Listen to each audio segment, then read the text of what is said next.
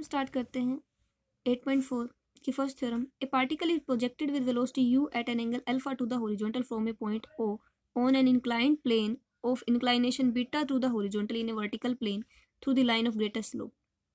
कि एक inclined plane है जो हॉरिजॉन्टल के साथ में बीटा एंगल बना रहा है।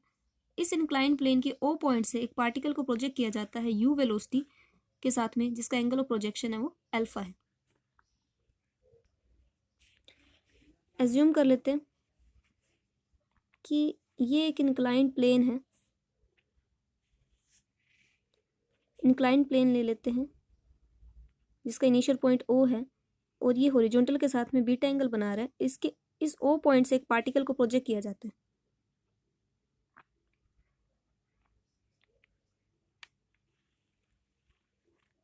मान लेते हैं कि ये इस इंक्लाइंड प्लेन के P पॉइंट को टच करता है और इस पार्टिकल को U वेलोसिटी से प्रोजेक्ट किया जाता है और एंगल ऑफ प्रोजेक्शन है अल्फा। ये एंगल अल्फा है। ये OX हॉरिजॉन्टल एक्सिस ले लेते हैं।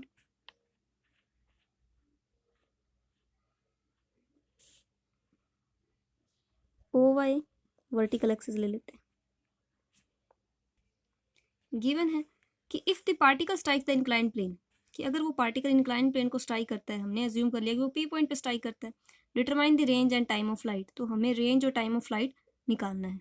रेंज मतलब ये OP इसकी रेंज होगी, एक तो ये OP निकालनी है हमें, और time of light mean O point से P पॉइंट तक जाने में उसने कितना टाइम लिया वो टाइम निकालना है। तो सबसे पहले हम रेंज फाइंड आउट करेंगे, मीन हमें ये OP निकालनी है। एज्यूम कर लेते हैं कि इसकी रेंज R है। Let range OP is equal to R। हमें इस R की वैल्यू फाइंड आउट करनी है। अब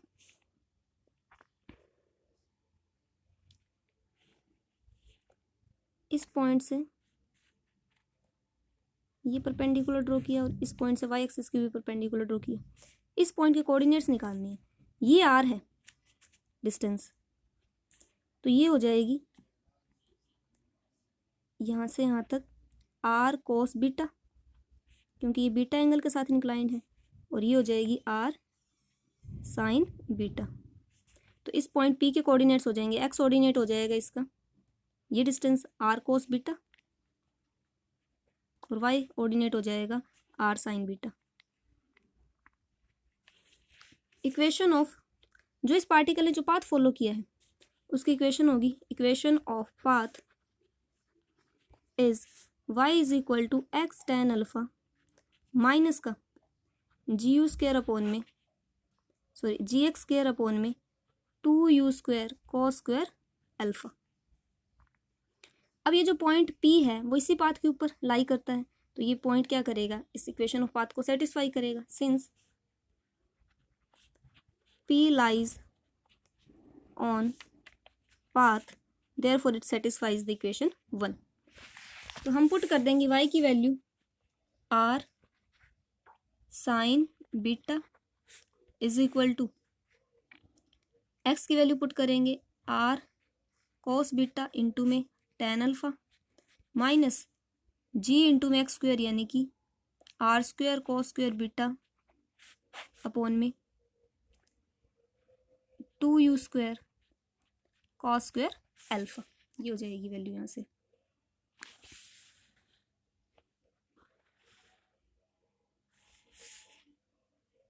अब यहाँ R से R कैंसिल आउट कर देंगे, एक R कैंसिल आउट हो गया, तो वैल्यू आएगी cos बीटा tan अल्फा, और ये साइन बीटा इस तरफ लेके आ जाते हैं तो माइनस का साइन बीटा, और इसे हम राइट लेफ्ट हैंड साइड ले जाते हैं तो वैल्यू बन जाएगी GR cos square beta upon में 2U square cos square alpha. यहाँ से cos बीटा tan अल्फा को लिख सकते हैं साइन अल्फा अपॉन में cos अल्फा माइनस का sine beta is equal to GR cos square beta upon में 2U square cos square alpha. LCM लेंगे, cos alpha cos beta sine alpha minus sine beta cos alpha is equal to GR cos square beta upon में 2u square cos square alpha. ए cos cancel out हो जाएगा alpha से। ऊपर बन गया formula sine alpha minus beta. यहाँ पे जो 2u square cos alpha multiply में पड़ा है वो इस तरफ लेके आएंगे तो बन जाएगा 2u स्क्वायर कॉस अल्फा, और जी कॉस स्क्वायर बीटा को डिवाइड में ले आएंगे तो आर की वैल्यू आ जाएगी 2u square cos alpha into में sine alpha minus beta upon में जी कॉस स्क्वायर बीटा। ये निकल गई horizontal range, sorry simple range OP जो हमें फाइंड आउट करनी थी।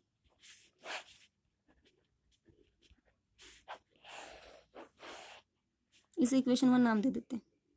ये निकालने के बाद में हमें फाइंड आउट करनी है इसकी रेंज। रेंज फाइंड आउट करने के बाद में फाइंड आउट करनी है टाइम ऑफ लाइट। मीन उस पार्टिकल को ओ पॉइंट से पी पॉइंट तक जाने में कितना टाइम लगा। हम अज्यूम कर लेते हैं कि उसे ओ से पी पॉइंट तक जाने में टी टाइम लगा। Let t be the time of light from O to P.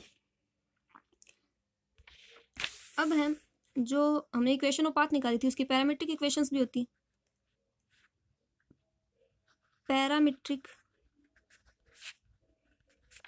Form of equation of path is x is equal to u cos alpha into में t और y is equal to u sine alpha into में t minus half g t square. ये parametric form होती है। अब यहाँ पे ये जो एक्स वाई है वो क्या होता था, किसी पॉइंट p के कोऑर्डिनेट्स हुआ करते थे किसी टाइम t पर। तो हमने एज्यूम किया है जो पार्टिकल p के कोऑर्डिनेट्स क्या निकाल ले हमने, r cos beta r sine beta, और मानना है कि पार्टिकल को o पॉइंट से p पॉइंट तक पहुंचने में कैपिटल T टाइम लगता है। तो यहाँ पे T की वैल्यू हो जाएगी T। तो ये वैल्यूज यहाँ पे पुट करते हैं, x की वैल्यू पुट कर देंगे r cos beta is equal to u cos alpha into में T की वैल्यू हो जाएगी कैपिटल T। यहाँ पे y की वैल्यू पुट करेंगे r sine beta is equal to u sine alpha into में T minus half g t square. दोनों को डिवाइड कर देते हैं, इक्वेशन 1 और इक्वेशन 2। डिवाइडिंग 2/1 दोनों को डिवाइड करेंगे तो r से r कैंसिल होकर वैल्यू बचेगी tan बीटा, और यहाँ रह जाएगा u sine alpha t minus half g t square upon में u कॉस अल्फा t। एक t कॉमन लेके कैंसिल आउट कर देंगे यहाँ पे, तो वैल्यू बन जाएगी u sine alpha minus half g T upon में u कॉस अल्फा। हमें इस t की वैल्यू फाइंड आउट करनी है। ये क्रॉस मल्टीप्लाई कर देंगे तो वैल्यू बन जाएगी u cos alpha tan beta is equal to u sine alpha minus half g t. यहाँ से माइनस का half g t left hand side shift करवा देते हैं और ये राइट हैंड साइड शिफ्ट, और दोनों में से u कॉमन ले लेंगे तो वैल्यू बन जाएगी sine alpha minus cos alpha into में tan बीटा। tan बीटा को लिख सकते हैं साइन बीटा अपॉन में कॉस बीटा।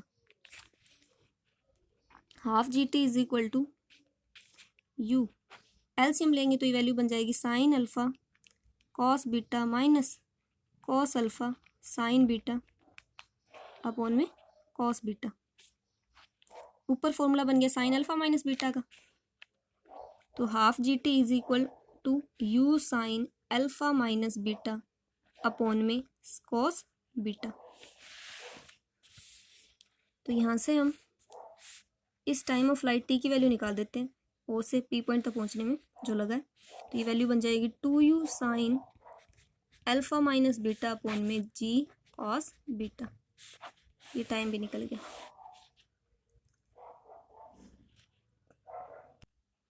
अब निकालते हैं maximum range of the plane. हमने जो रेंज है वो ओपी निकाली, OP is equal to are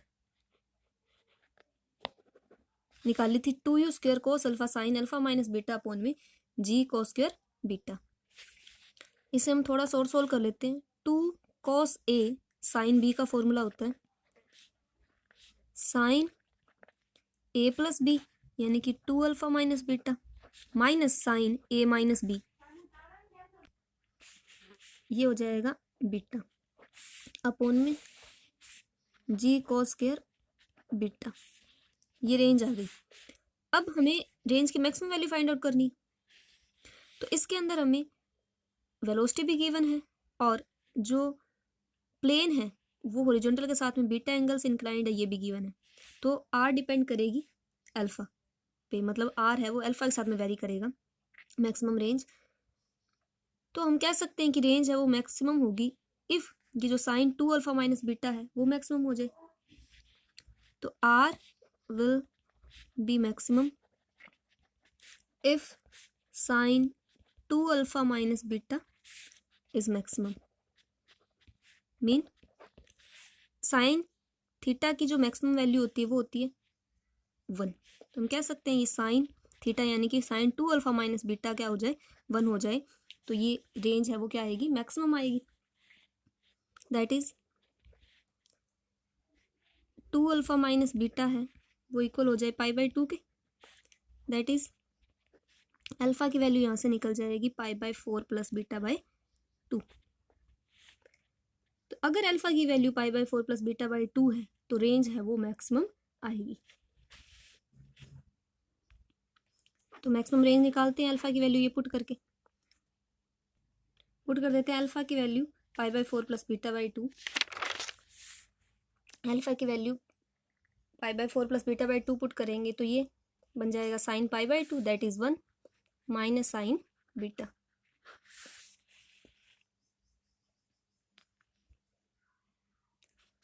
थोड़ा सा और सोल्व कर लेते हैं।